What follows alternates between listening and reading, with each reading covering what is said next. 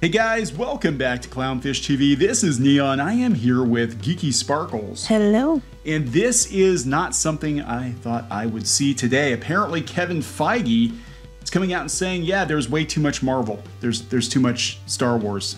Well, but they're cutting back. We're going to cut back on it. I'm not surprised because given by what Iger said at the investor call and the thing he talked about yesterday you covered, you know, they're going to be pickier and choosier. They're going to double, triple down on franchises because, you know, we haven't killed them all already. Yeah. But they're going to be pickier and choosier about what they're going to do. So this is interesting. It's coming from an interview with Kevin Feige on Entertainment Weekly, but this thumbnail, this looks like something the Fandom Menace would have produced. Oh, yes. And it's in the Hollywood Reporter. Things are changing. They are definitely changing. So we're going to talk about this. Before we get into it any further, please subscribe for more pop culture news, views, and rants. Guys, over 294,000 subs. I wasn't sure earlier. We are over 290. We're almost 295. For real? Yeah, which is almost at 300. So let's get to 300,000. Can we do that? By like tomorrow? Happy dance, yay. Yeah, Geeky will do a happy dance. You won't be able to see it, but I'll do it anyway. She's jiggling for real. I can vouch she is jiggling. So let's talk about this. Again, there was an interview in Entertainment Weekly, a podcast, I guess, and it's pretty lengthy. But the takeaway for the Hollywood Reporter was that there is way too much Marvel. There is way too much Marvel. People are getting burned out. It's so funny because we had Feige just recently going on about how, oh, you can't have too much Marvel. People aren't getting burned out because there's so many different stories we can tell. And it's just going to show you that people are getting burned out. So much so that Iger is now like, whoa, whoa, whoa. We got to curate the content.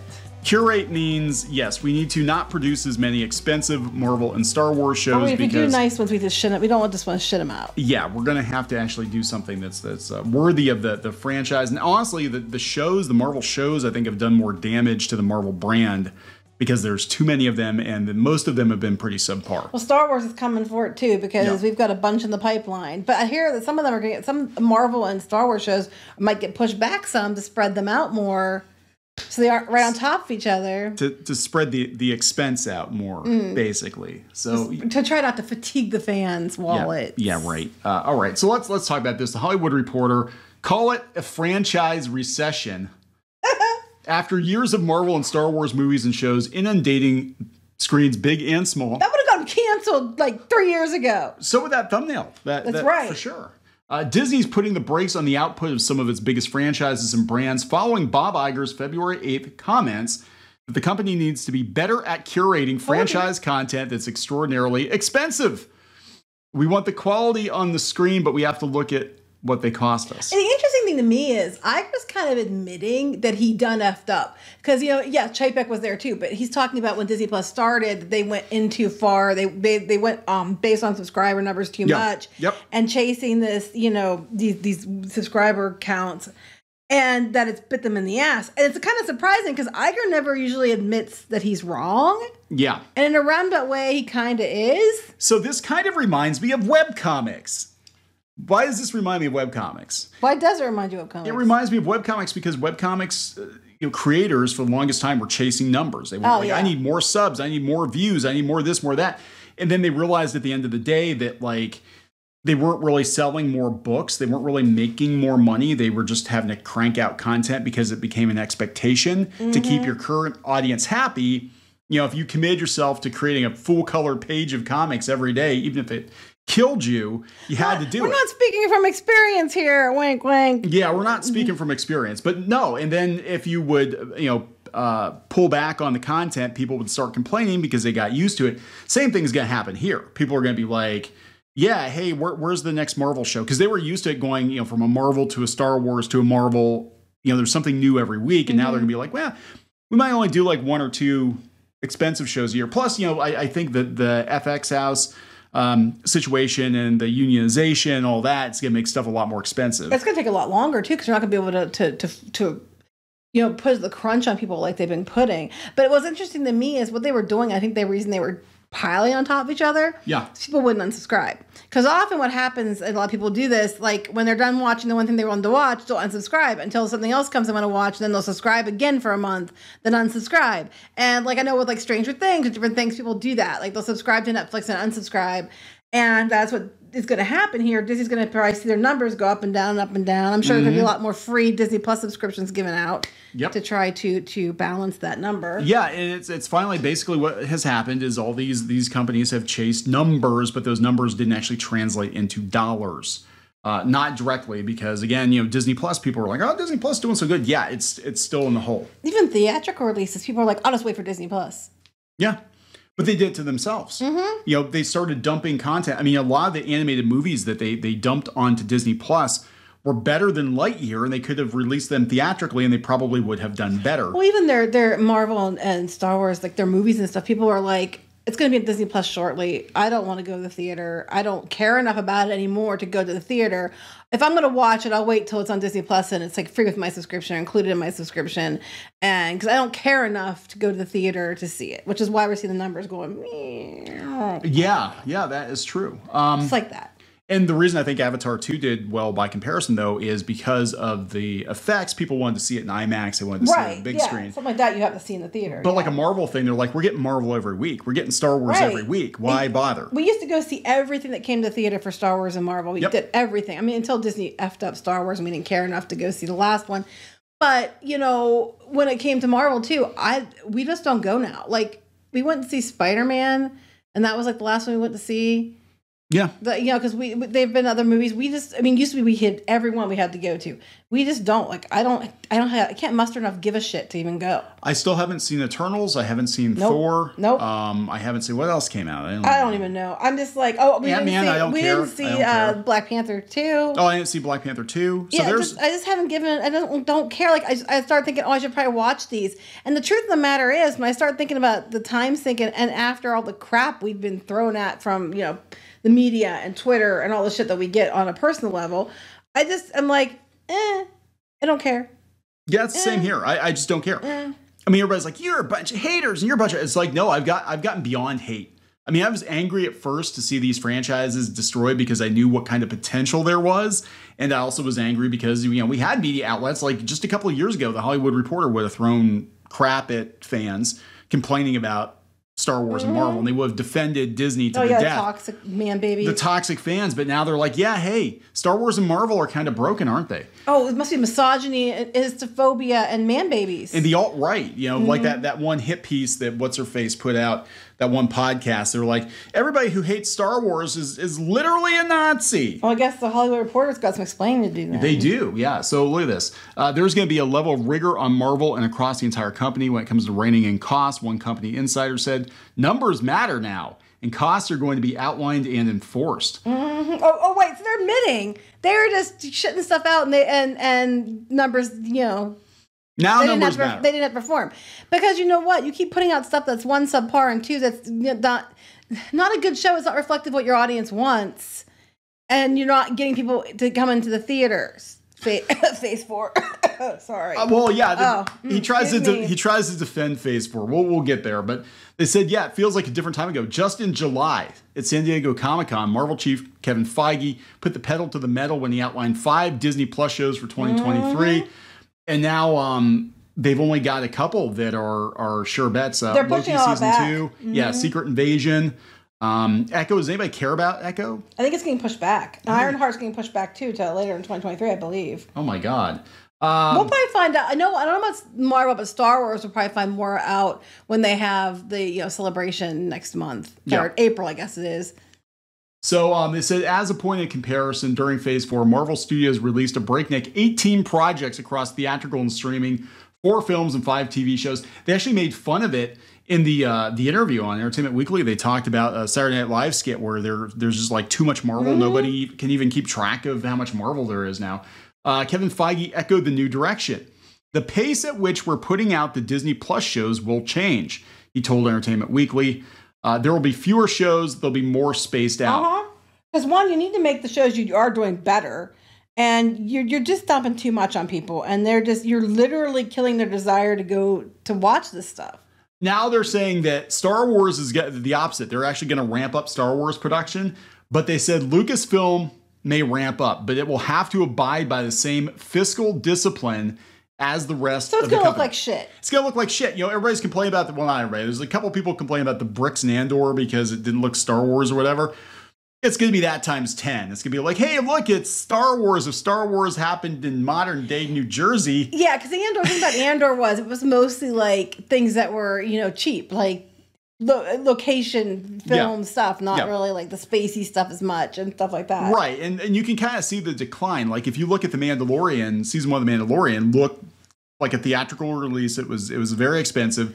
Then we got to Boba Fett, where sets weren't even finished. They ripped off Power Rangers. Yeah, they ripped off Power Rangers, and it just was a very boring show. And now we're like, yeah, we're gonna make it on the cheap. So I keep saying it's gonna be like Battlestar Galactica, the original series back in the 80s when the money ran out. And they're like, yeah, let's just drop them on Earth, and now they're riding motorcycles instead of spaceships. Right. And then why is this failing? I don't know. Why don't people care anymore?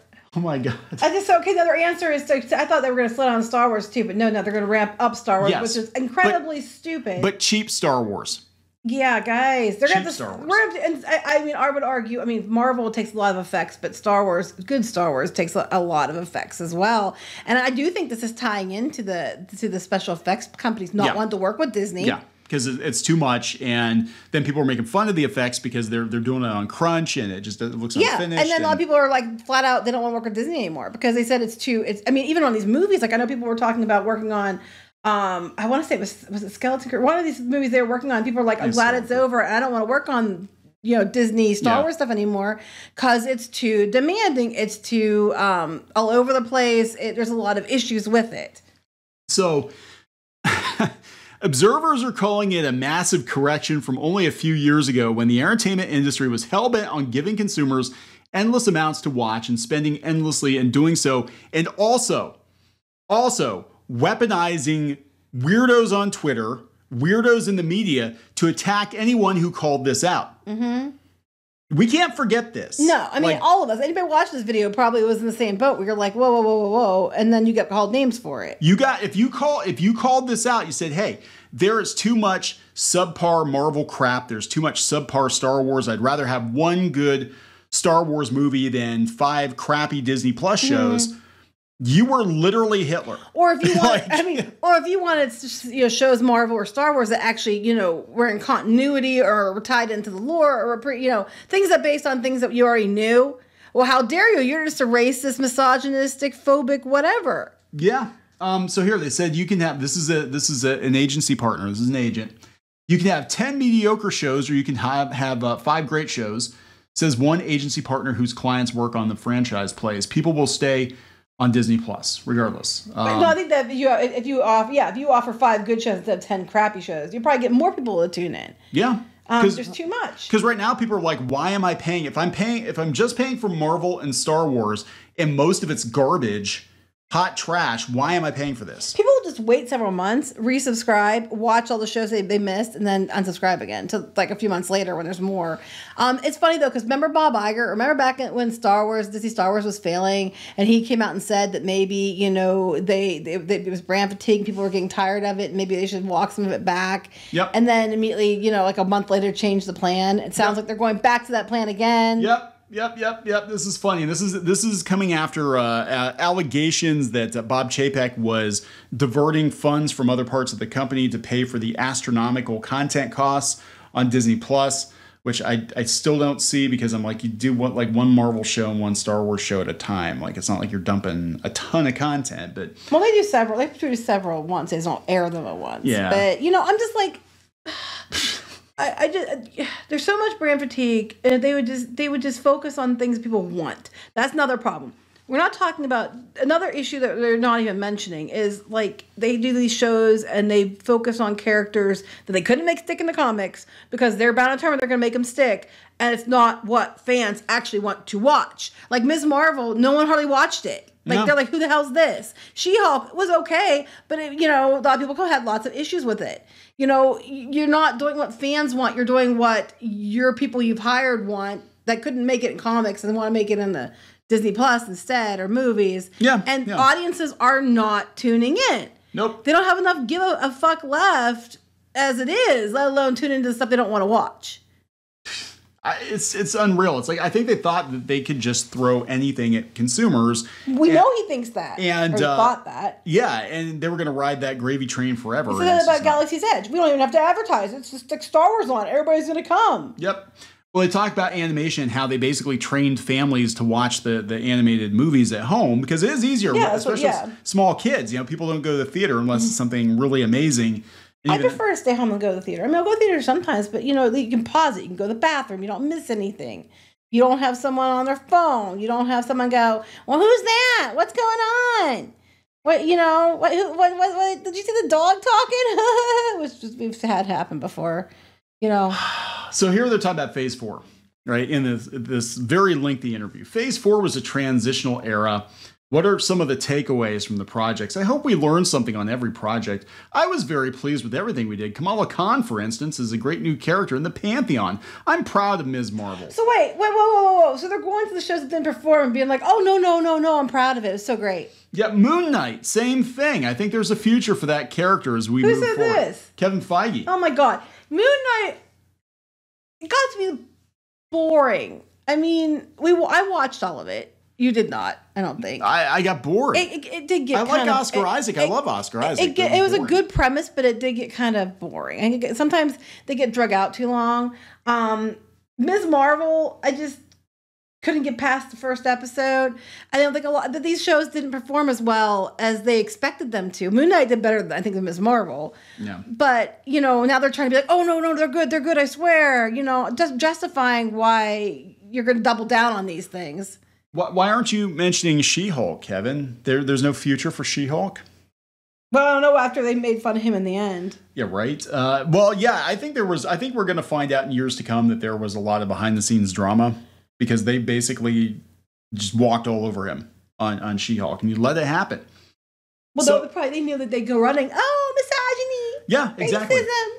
So SNL did a skit this week about how many Marvel shows there are, and he said, I think one of the most powerful aspects of being at Marvel Studios is having these films and shows that hit the zeitgeist. It's harder to hit the zeitgeist when there's so much product out there and so much content, which is a word I hate, but we want Marvel Studios and the MCU projects to really stand out and stand above. So people will see that as we get further into Phase 5 and 6. The pace at which we're putting out the Disney Plus shows will change so they can each get a chance to shine. Well, I would hope so, because they're like right on top of each other. It's like show, movie, show, movie, show, movie, show. And it's like, come on. People just, you know, they're over it. This is crazy. Yeah, so and I think they're basically trying to they're gonna blame the finances as to why they're doing it, but basically I think that the shows are underperforming. There are too many of them. It's actually hurting the movies because now people are like they went to go see Doctor Strange and they're probably like, I don't know what the hell's going on because I didn't watch WandaVision. I have no idea what's going on. Why they keep doing it though? Money. Because they want to milk this thing until this poor cow it can't even stand up anymore. We're not talking about She-Hulk. You're talking about. I'm talking about milking a cow. I'm talking about Charlie Cox. He's on not the screen. A cow. He's got horns like a cow. I'm being good. You know, they're just gonna milk that cow till it can't stand up anymore. Do not. Lucky cow. Do not. Moo. Anyway. Do not. But I think they're running out of milk, I think is what's going on. And I think they're just like, look, this is everything YouTubers have been saying for the last 3 or 4 years now. We got all kinds of crap for it. They're admitting it. Yeah, there's too much subpar Marvel. And it's hurt the brand. And hurt the cow. It's hurt the cow. And it's time to maybe put some of it out to pasture. I don't know. It's just people are just tired. They're just tired. They're just tired. So we're gonna wrap it up because we're tired. Mm-hmm. Too much milking. All right, so please subscribe. Please subscribe for more pop culture news, views, and rants. We'll talk later. Bye.